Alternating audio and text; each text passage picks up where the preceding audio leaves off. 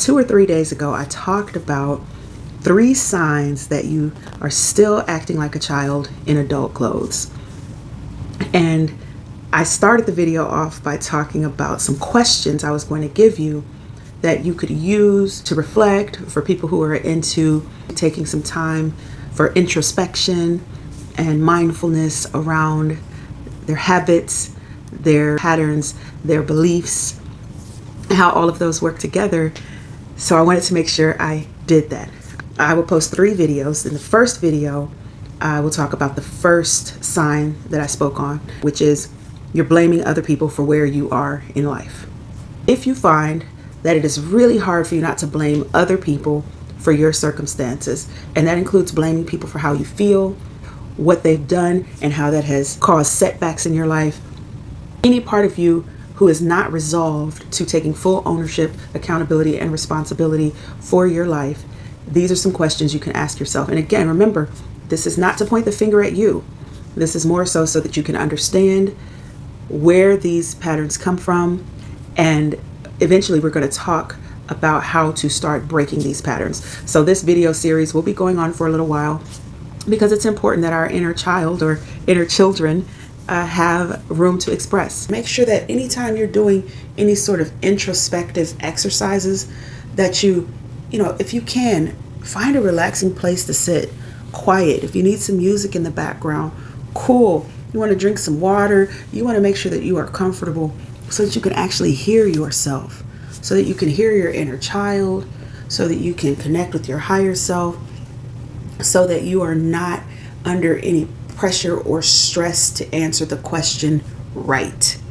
This is more about allowing yourself to flow and hear the answers come to you.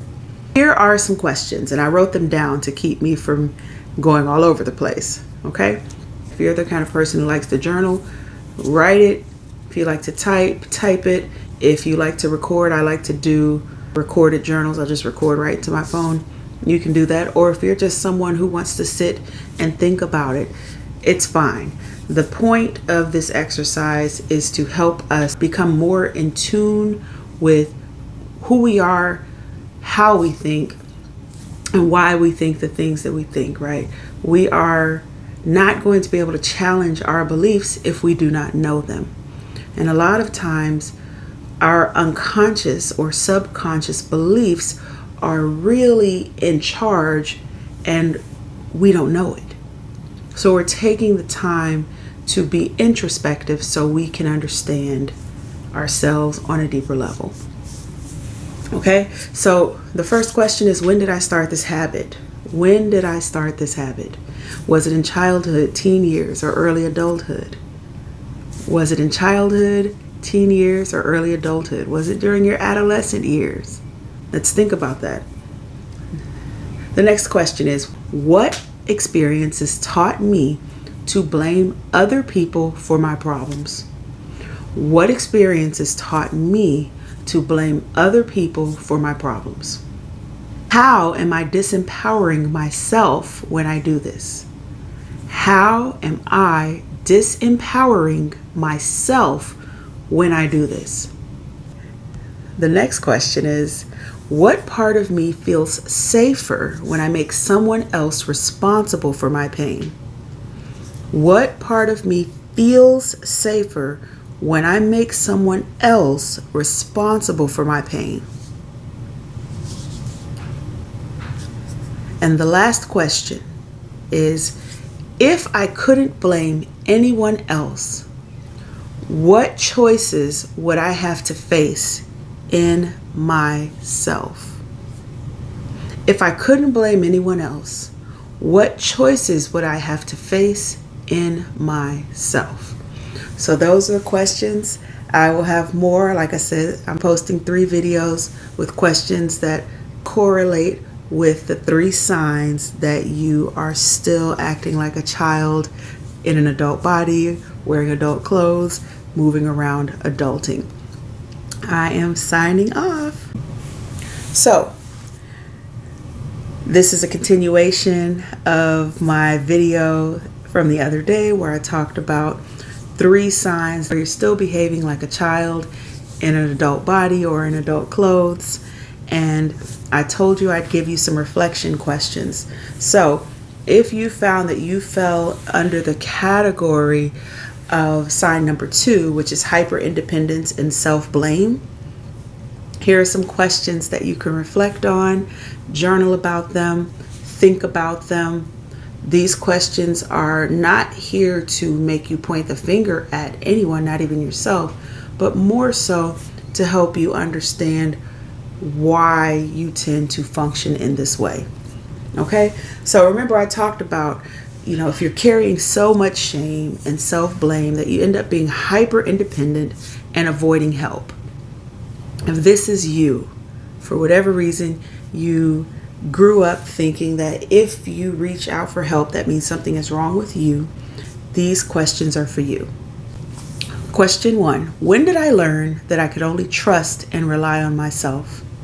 When did I learn that I can only trust and rely on myself? Number 2, who taught me that everything is my fault? And how has that theme echoed in my life? So it's a 2-part question. Who taught me that everything is my fault? And how has that theme echoed in my life? Question number 3. Why do I think being vulnerable and seeking help is unsafe? Why do I think being vulnerable and seeking help is unsafe? Number 4, am I recreating a narrative to prove to myself that no one trustworthy can help me? I'll ask it again. Am I recreating a narrative to prove to myself that no one trustworthy can help me? Question number 5, how do I confuse control with safety?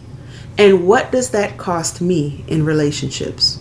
Again, how do I confuse control with safety? And what does that cost me in relationships?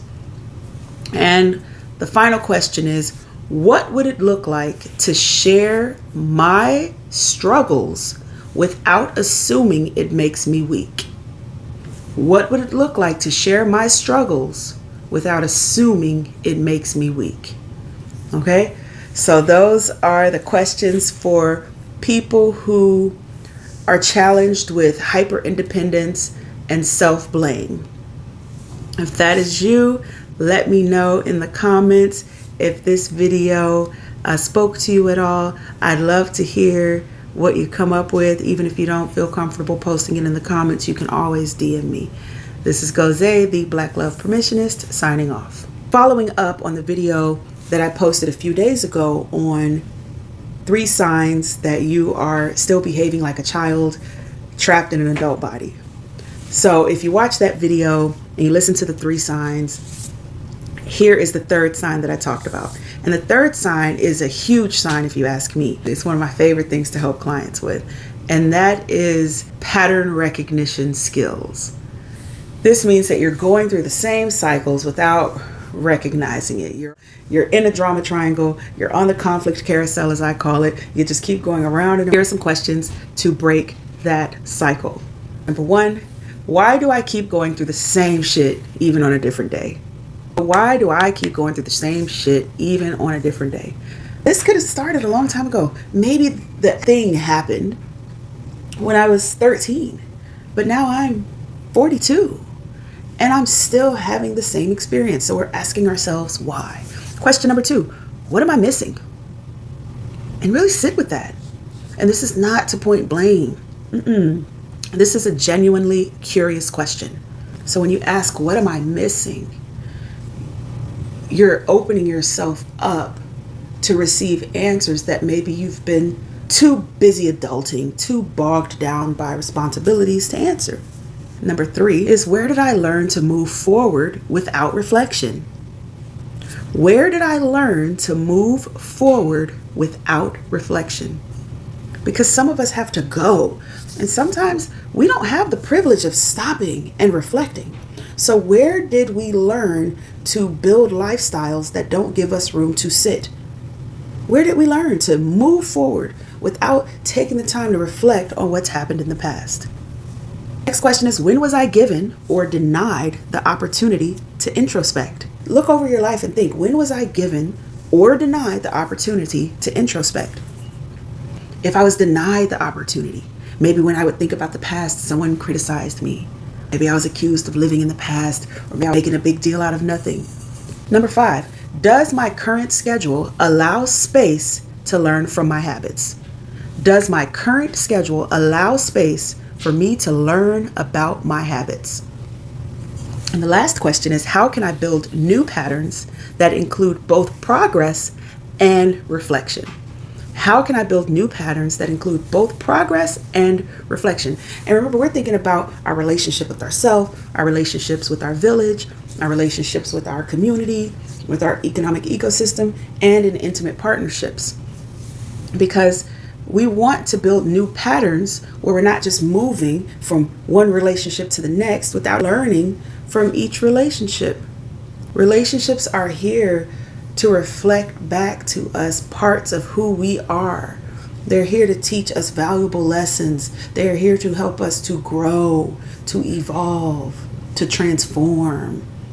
And if we don't take time to reflect on them, oftentimes we stunt our growth unconsciously. And I like to believe that if you are following my content, you are a person who is committed to growing and to changing and to evolving, mindfully, of course.